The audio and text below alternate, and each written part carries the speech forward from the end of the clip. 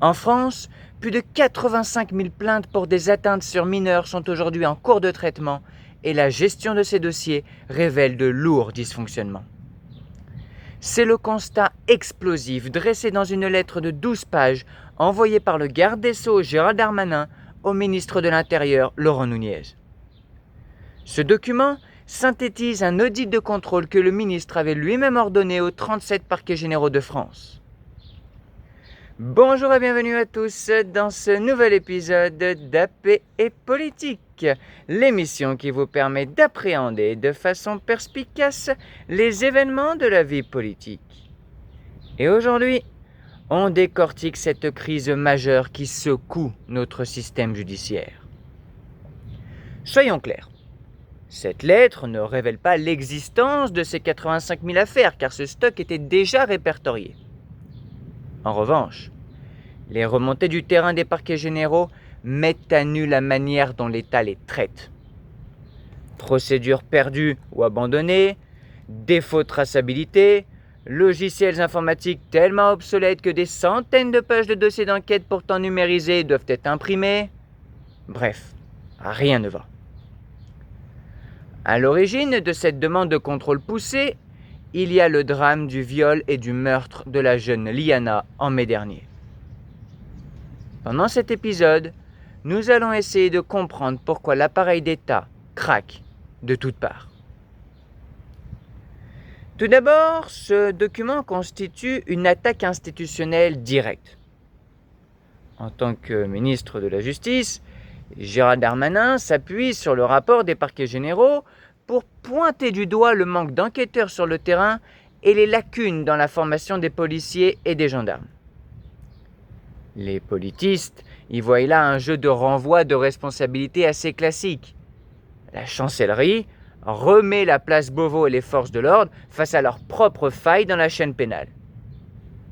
D'un côté, certains y voient une démarche de transparence pour forcer l'ouverture rapide de travaux conjoints entre les ministères de l'Intérieur et de la Justice. Mais de l'autre, des analystes y décèlent une manœuvre politique pour reporter la lenteur du traitement des plaintes sur la phase d'enquête policière. Ensuite, nous sommes là face à une rupture caractérisée dans la continuité du service public. Si l'indépendance de la magistrature est protégée par la Constitution, l'État a l'obligation de fournir les moyens matériels et informatiques nécessaires au bon fonctionnement de la justice et de la police. L'incapacité des logiciels de police à transmettre efficacement les procédures pénales au parquet constitue une défaillance de l'administration.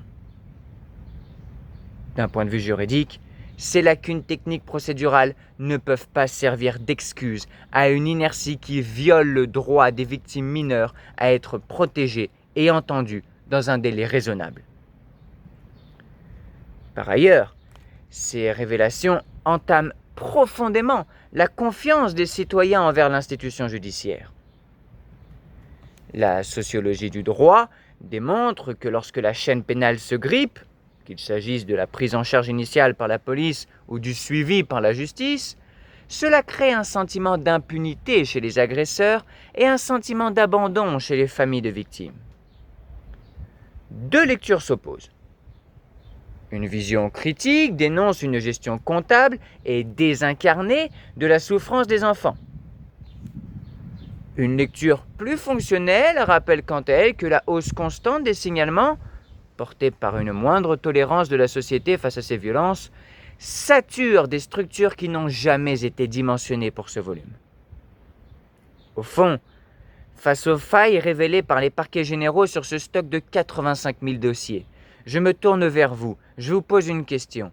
Pensez-vous que la priorité doit être une refonte numérique et logicielle des tribunaux, ou bien plutôt un recrutement massif d'enquêteurs et de magistrats sur le terrain? Donnez-moi votre avis en commentaire pour qu'on en débatte, mais avant cela, j'aimerais attirer votre attention sur un dernier point. Ce rapport pose la question de l'efficacité de la dépense d'État. Ajouter du budget ne suffit pas si l'organisation est défaillante. Faut-il concentrer les investissements sur la modernisation technologique des outils de transmission entre la police et la justice? Ou bien faut-il investir prioritairement dans le capital humain pour former les agents? D'un côté, les partisans d'une modernisation de l'État prônent des gains de productivité par la numérisation. Mais de l'autre, les associations de protection de l'enfance notamment rappellent que la protection des mineurs repose d'abord sur du temps humain, non compressible. En définitive, cette lettre met à nu les fragilités de nos institutions sur bien des aspects. Merci à tous d'avoir suivi cette analyse. N'oubliez pas de vous abonner pour recevoir chaque jour une analyse de l'actualité. Et quant à moi, je vous dis à très vite pour un nouvel éclairage sur la vie politique.